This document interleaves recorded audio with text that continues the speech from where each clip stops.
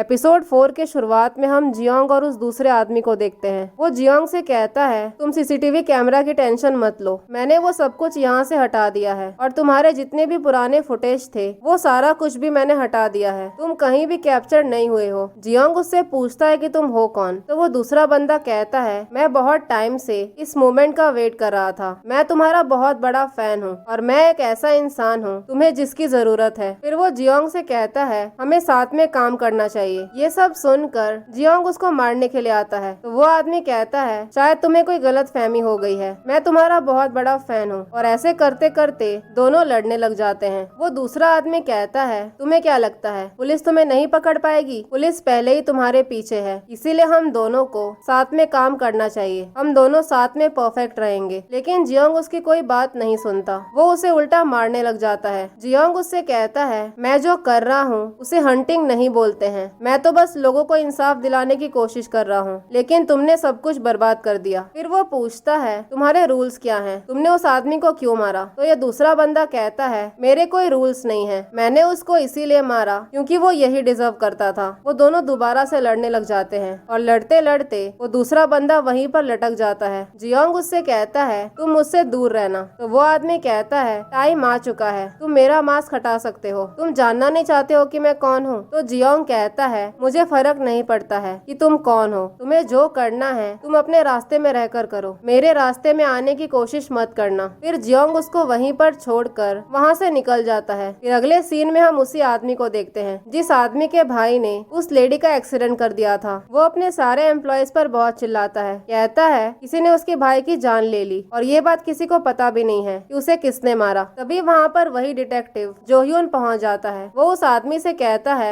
मैं तुम्हारे भाई के केस के लिए यहाँ पर आया हूँ। जोह्यून उस आदमी को धमकी देता है और कहता है, तुम खुद से कुछ भी करने की कोशिश मत करना, अगर तुमने कुछ भी किया तो तुम्हारे लिए अच्छा नहीं होगा। फिर हमें उसी ब्रॉडकास्टिंग कंपनी का सीन दिखाया जाता है जहाँ पर हम एक जोगेंग नाम के आदमी को देखते हैं। पता चलता है कि वो किसी कंपनी का वाइस चेयरमैन था और वो यहाँ पर मिस चोई से मिलने के लिए आया था। जोगेंग उसको कहता है, मुझे पता चला है कि विजिलेंट को वो नाम पहली बार तुम्ही ने दिया था, मैं तुम्हारे काम से बहुत इम्प्रेस्ड हूँ। विजिलेंट काफी अच्छा काम कर रहा है, लोग बहुत सेफ फील कर रहे हैं, तुम्हारी वजह से विजिलेंट की इतनी अच्छी इमेज है, तुमने उसे इतना अच्छा नाम दिया है कि सब लोग उसे हीरो समझ रहे हैं। वो कहता है, तुम बहुत टैलेंटेड हो और हम दोनों बिल्कुल एक ही तरह सोचते हैं, इसीलिए मैं तुम्हें सपोर्ट करना चाहता हूँ। तो मिस चोई कहती है, मैं तुम्हारे ऑफर को अप्रिशिएट करती हूँ, लेकिन मैं अपना आर्टिकल बिना किसी के इन्फ्लुएंस के लिखती हूँ। ये सुनते ही वो हंसने लग जाता है। वो मिस चोई से कहता है, मुझे पता चला है कि तुमने विजिलेंट को अपने कैमरा में रिकॉर्ड कर लिया था, लेकिन मिस चोई वो रिकॉर्डिंग देने से मना कर देती है। तो वहाँ के लोग कहते हैं, वो रिकॉर्डिंग तुम्हारा नहीं है, बल्कि वो इस ब्रॉडकास्टिंग स्टेशन का है और जो गैंग हमारी कंपनी का सबसे बड़ा स्पॉन्सर है। तो मिस चोई कहती है, मेरा जर्नलिज्म पैसों से खरीदा नहीं जा सकता है। तो वहाँ का ओनर कहता है, तुम जो गैंग के साथ में काम कर सकती हो, तुम्हें प्रॉब्लम क्या है? फिर वो मिस चोई से अकेले में बात करता है। वो उससे कहता है, मुझे विजिलेंट बहुत पसंद है, इसीलिए हम दोनों को मिलकर उसे प्रोटेक्ट करना चाहिए। फिर वो उस पेन ड्राइव को लेकर वहाँ से निकल जाता है जिस पेन ड्राइव में मिस चोई ने विजिलेंट का वीडियो रिकॉर्ड किया था। फिर हमें पुलिस एजेंसी का सीन दिखाया जाता है जहाँ पर एक ऑफिसर बताता है, जो मेथड उस आदमी ने ट्रेसिस को इरेज करने के लिए यूज किया था, वो सारा मेथड विजिलेंट से मिलता जुलता है। सीसीटीवी में कुछ भी रिकॉर्ड नहीं हुआ है और उस मर्डरर को मारने के बाद वो बिल्डिंग से हार्नेस लेकर नीचे उतरा था। तभी एक आदमी कहता है, कहीं ये आदमी एक पुलिस वाला तो नहीं है? ये सब सुनकर जोह्यून कहता है, मैं उम्मीद करता हूँ कि वो इंसान पुलिस वाला ना हो। फिर वो सारा डेटा लेकर जियोंग के पुलिस एकेडमी पहुँच जाता है। दूसरी तरफ हम इन तीनों को देखते हैं। जियोंग के फ्रेंड्स पूछते हैं कि तुम्हारी शक्ल को क्या हुआ, तुम्हारी किसी से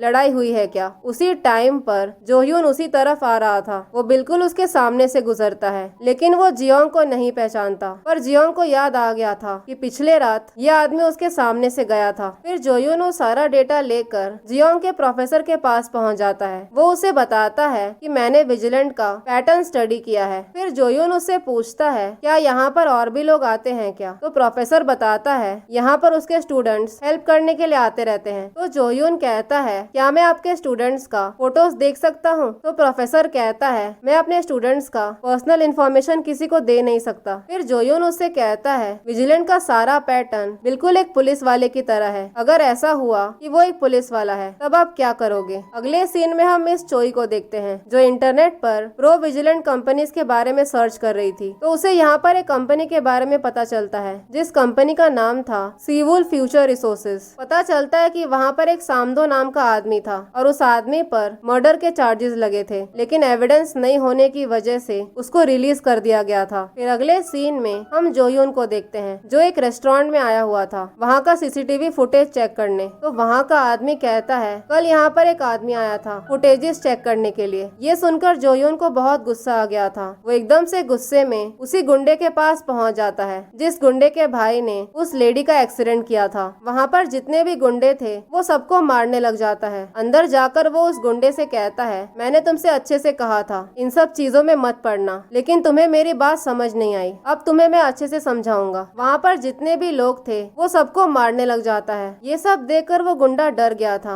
वो डर के मारे गेट बंद कर देता है, लेकिन जोयुन उस गेट को अपने एक हाथ से तोड़ देता है। वो उससे पूछता है तुम सीसीटीवी चेक करने के लिए गए थे ना, तुम्हें वहाँ पर क्या मिला? तो वो गुंडा कहता है मुझे वहाँ पर कुछ भी नहीं मिला। अगले सीन में हम प्रोफेसर को देखते हैं जो अटेंडेंस ले रहा था। तभी वो नोटिस करता है कि जियोंग के फेस पर बहुत चोट के निशान हैं। वो उससे पूछता है तुम्हें ये चोट कैसे लगी? तो जियोंग कहता है ट्रेनिंग करते वक्त मुझे चोट लग गई। तो प्रोफेसर कहता है मैं तुमसे दोबारा पूछूंगा तुम्हें ये चोट कैसे लगी। उसी टाइम पर वहाँ पर एक आदमी पहुँच जाता है और कहता है पुलिस वाले जियोंग से मिलने के लिए आए हैं। वहाँ पर एक लड़की आई हुई थी। वो पुलिस वालों को बताती है कि इसी लड़के ने मेरी जान बचाई थी। वो बताती है कल रात जब वो घर जा रही थी तब एक गुंडा आकर उसे परेशान करने की कोशिश कर रहा था, लेकिन उसी टाइम पर जियोंग ने उसको बचा लिया। प्रोफेसर जियोंग से पूछता है तुमने मुझे सच क्यों नहीं बताया? तो जियोंग कहता है मैं जल्दी ही पुलिस बनने वाला हूँ और मेरी एक सिविलियन के साथ कल रात लड़ाई हुई। अगर ये बात मैं आपको बताता तो मुझे लगा कि प्रॉब्लम हो सकती है। वायलेंस किसी भी तरीके से वायलेंस ही होता है। दूसरी तरफ हम जोगैंग को देखते हैं। पता चलता है कि जोगैंग ने ही उस लड़की को वहाँ पर भेजा था। वो जानता था कि जियोंग के फेस पर जो चोट लगी है वो देखकर सबको शक होगा। साथ ही में उसका असिस्टेंट बताता है कि उस पेन ड्राइव में जियोंग का वीडियो रिकॉर्ड हुआ है, लेकिन वहाँ पर बहुत अंधेरा था इसीलिए उसका चेहरा नहीं दिख रहा था। फिर अगले सीन में जियोंग को याद आता है कि उस आदमी ने उससे कहा था कि अगर हम दोनों ने साथ में मिलकर काम किया तो सब कुछ परफेक्ट होगा। अब यही सब सोचकर वो उस आदमी को मिलने के लिए बुलाता है। पता चलता है कि वो आदमी और कोई नहीं बल्कि जोगैंग ही था जो दूसरा विजिलेंट बनकर उस आदमी को मारने के लिए आया था। फिर अगले सीन में हम मिस चोई को देखते हैं जो उसी कंपनी सीवुल फ्यूचर रिसोर्स के बारे में इन्वेस्टिगेट करने के लिए आई हुई थी। एक आदमी बताता है कि वो कंपनी इंपोर्ट और गेम डेवलपमेंट का काम करती है, लेकिन एक्चुअली में वो लोग एक बहुत बड़ा सा गैम्बलिंग साइट कोरिया में रन करते हैं और ये रूमर भी है कि वो ड्रग डिस्ट्रीब्यूशन भी करते हैं। फिर मिस चोई उसी आदमी सामदो के बारे में पूछती है तो यह आदमी बताता है कि वो एक जानवर है, जो भी उसके रास्ते में आता है वो उसकी जान ले लेता है। फिर वो आदमी कहता है मैं उस कंपनी के बारे में इन्वेस्टिगेशन कर रहा था, लेकिन मुझे बहुत प्रेशराइज किया जा रहा है, इसीलिए मैं इन्वेस्टिगेशन नहीं कर पा रहा हूँ। क्या तुम मेरी हेल्प कर सकती हो? फिर वो बताता है कि वो किसी एक्टर से मिलने वाला है। उस एक्टर ने मुझे ये बताया कि उसके पास कुछ इन्फॉर्मेशन है और वो ये सारा कुछ एक्सपोज करना चाहता है, लेकिन कोई भी उसकी बात नहीं सुन रहा है। फिर अगले सीन में हम उसी आदमी सामदो को देखते हैं जिसके बारे में मिस चोई इन्वेस्टिगेट कर रही है। पता चलता है कि उन लोगों ने दो आदमियों को पकड़ के रखा था। उसमें से एक आदमी ने सामदो के अगेंस्ट कोर्ट में टेस्टिफाई किया था और कहा था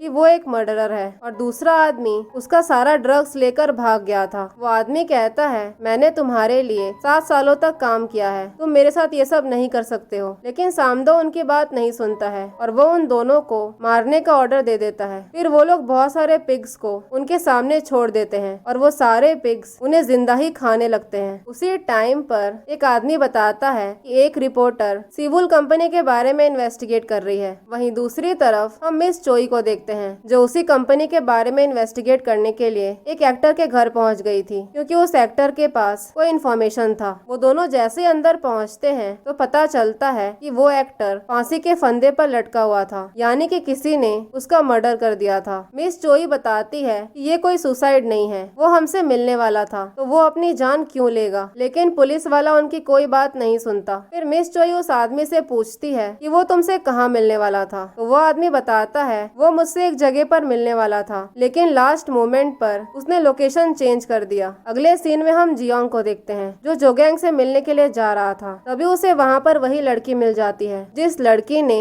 लास्ट मोमेंट पर आकर जियोंग को बचा लिया था। उसी टाइम पर हम जोयून को ऊपर ही देखते हैं। वो एकदम से जियोंग के पास पहुँच जाता है और कहता है मैं विजिलेंट को इन्वेस्टिगेट कर रहा हूँ। फिर जोयून उससे कहता है अब क्योंकि तुम एक पुलिस वाले हो इसीलिए तुम भी विजिलेंट वाले केस में इंटरेस्टेड होगे। जियोंग कहता है मैं विजिलेंट की सारी न्यूज टीवी पर देखता हूँ और उसके बारे में एक रिपोर्ट भी लिख रहा हूँ। तो जोयून उससे पूछता है तुम्हें क्या लगता है विजिलेंट एक रिपोर्ट को कैसे लिखता होगा? तो जियोंग कहता है मुझे ऐसा लगता है कि वो उस रिपोर्ट को ऑब्जेक्टिवली लिखेगा, वो बिल्कुल भी एंटी सोशल साउंड नहीं करेगा। तो जोयून पूछता है वो ऐसा क्यों करेगा? क्या वो छुपाने की कोशिश करेगा कि वो एक विजिलेंट है? तो जियोंग कहता है विजिलेंट ऐसा नहीं सोचता है कि वो कोई क्राइम कमिट कर रहा है। तो जोयून बोलता है तुम सही बोल रहे हो, आज के बाद से मैं विजिलेंट को पकड़ने की कोशिश नहीं करूंगा, बल्कि यहाँ पर जितने भी क्राइम्स हो रहे हैं मैं वो सारे क्राइम्स को खत्म करने की कोशिश करूंगा। फिर वो कहता है विजिलेंट जल्दी ही पकड़ा जाएगा, इसीलिए दोबारा से ये सब मत करना वरना तुम्हारा सारा टैलेंट वेस्ट हो जाएगा। जियोंग कहता है मुझे नहीं पता कि आप किस बारे में बात कर रहे हो। फ्लैशबैक सीन में हम देखते हैं जब प्रोफेसर ने जोयून को पूछा था कि अगर विजिलेंट पकड़ा गया तो तुम क्या करोगे? तो जोयून ने कहा था कि अगर विजिलेंट पकड़ा जाता है और मुझे पता चला कि वो एक स्टेडी और सही इंसान है, उसका काम अच्छा है, उसकी रेपुटेशन अच्छी है, वो यंग और गुड लुकिंग है, तो सारी पब्लिक बहुत ज्यादा वाइल्ड हो जाएगी जिस चीज को हम कंट्रोल भी नहीं कर पाएंगे। शायद इसीलिए वो अपने क्राइम्स को छुपाने की कोशिश नहीं कर रहा है, बल्कि वो अपने क्राइम्स को सबके सामने दिखा रहा है। इसीलिए हम कुछ लोगों का लिस्ट बनाएंगे जो विजिलेंट बन सकते हैं और उसमें से सबसे वर्स्ट इंसान को पिक करेंगे और उस इंसान को सारे क्राइम्स के लिए हम फ्रेम कर देंगे, यानी कि सारा इल्जाम हम उस आदमी पे लगा देंगे और पब्लिक को बताएंगे कि जिस इंसान के लिए तुम लोग इतना वाइल्ड हो रहे थे वो तो एक वर्थलेस इंसान है, बेसिकली वो एक लूजर है और ये सबसे बेस्ट तरीका है विजिलेंटिज्म को खत्म करने का। उसी टाइम पर हम देखते हैं जो गैंग उनको दूर से देख रहा होता है और इसी सीन के साथ एपिसोड 4 यहीं पर खत्म हो जाता है। अगर आप लोगों को मेरी एक्सप्लेनेशन पसंद आई हो तो लाइक शेयर और सब्सक्राइब जरूर करें। Thank you for watching.